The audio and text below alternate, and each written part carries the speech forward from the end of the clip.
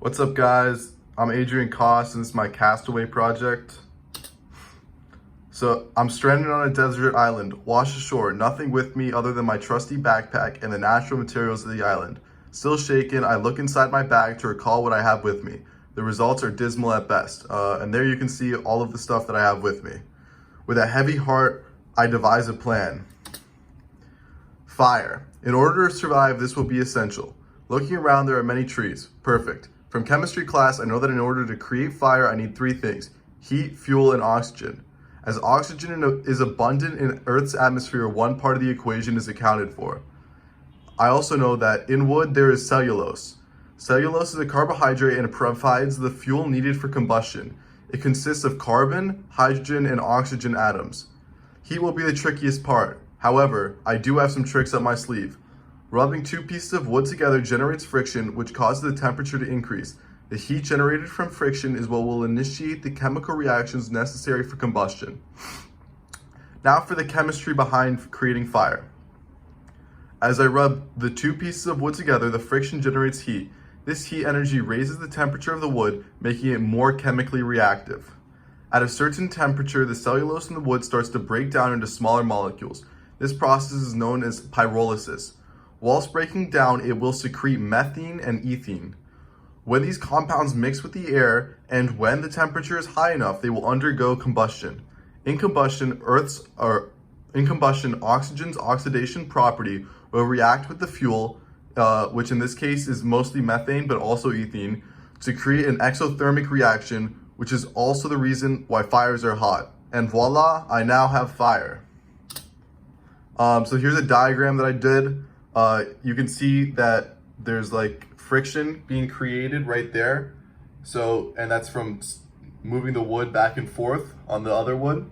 And here you can see the compound cellulose, how it's made up of. And this shows that there's, in air, there's oxygen. Here's the equation for pyrolysis. And that K right there is the heat energy.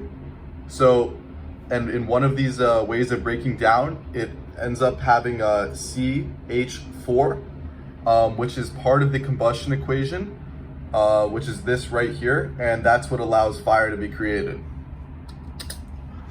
All right, now I need some water. I now have a good starting point to complete other tasks which are essential to my survival. I will now need to get fresh drinking water. To do this, I will use a process called distillation. For this, I will be using the fire I previously created, my metal pot, and my plastic bowl. To start, I will fill the pot with the available salt water, a homogeneous mixture that can be represented by H2O plus NaCl. I will then heat this mixture using the fire I previously created. Due to the difference in molecular structure within H2O plus NaCl, the individual compounds have different boiling points. At these given boiling points, the compound will change from a solid or a liquid to a gas. The component with the lowest boiling point in the mixture is H2O. When it vaporizes, it will move upwards and be caught by a plastic bowl which is acting as a lid, where it will eventually condense. From here, all I will have to do is collect my water. And here's like a thirsty boy. All right, now we have a little diagram. It just shows H2O and then NaCl. Na is positive and Cl is negatively charged. And that just shows like the lid and how it consolidates or condenses at the top. And that shows the vaporization happening, changing H2O liquid to H2O gas to go to the top of the lid. And that's my fire right there. All right, food. After searching the island, I came across a pond with fish in it. Not being the best fisher, I need to use my knowledge of chemistry to help me catch them. Firstly, however, why is food necessary? Carbohydrates in food turn into glucose during digestion. Cells use glucose in a process called cellular respiration that happens in the mitochondria. Oxygen is part of this process and it converts glucose into energy, which is known as ATP, releasing carbon dioxide and water as byproducts.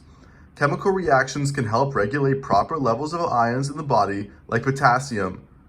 This helps stabilize pH and fluid balance. There are also many other reasons why food is necessary for the body. As for catching the fish, I will create a makeshift fishing line. I will use the laces for my shoes, the aluminum foil to act as bait, and the paper clip for a hook. There isn't much chemistry involved with this, but there are some important physical properties to keep in mind. The paper clip is most likely made of aluminum or a compound of metals, meaning it is malleable and hence can be shaped into a proper hook. Similarly, aluminum foil is malleable and can also be shaped to resemble a fish. On top of this, however, aluminum is also lustrous, meaning it will shine in the water and attract fish. With these materials, I will simply shape the aluminum to look like a fish, embed the paper clip, and tie the end of the shoelace around it.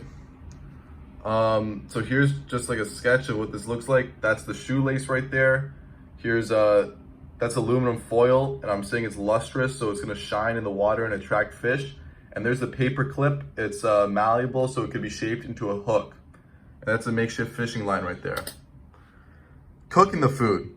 Now I have a source of food, but raw fish isn't only detrimental to my body, but it isn't enough to sustain me. First of all, let's focus on cooking the fish. Eating raw fish can be risky because it may contain harmful microorganisms like bacteria and parasites. Cooking fish kills these pathogens by disrupting their proteins and enzymes. To cook the fish, I will use a pot, my fire, and the fish I caught. Boiling the water doesn't require any chemical properties of H2O, but it does stem from physical ones. Water has a lopsided charge, making it polar.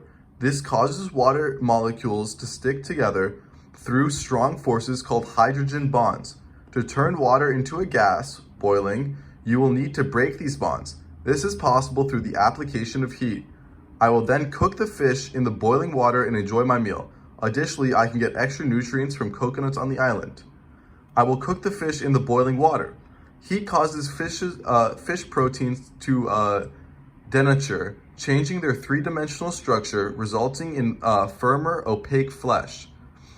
Collagen in fish breaks down into gelatin, adding a silky texture to the broths and sauces, which in this case would be just my water, so I get a little bit of fish broth as well.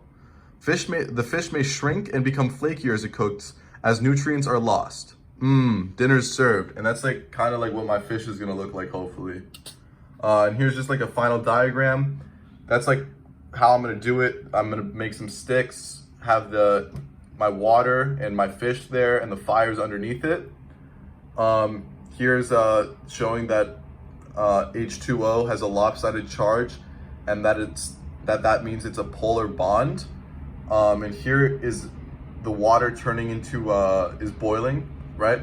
It's a change in enthalpy, meaning that the H2O liquid will vaporize and turn into a gas.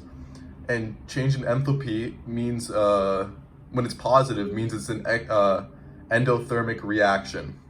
Yeah, and that's my project. That's how I'm going to survive on the island. Thank you.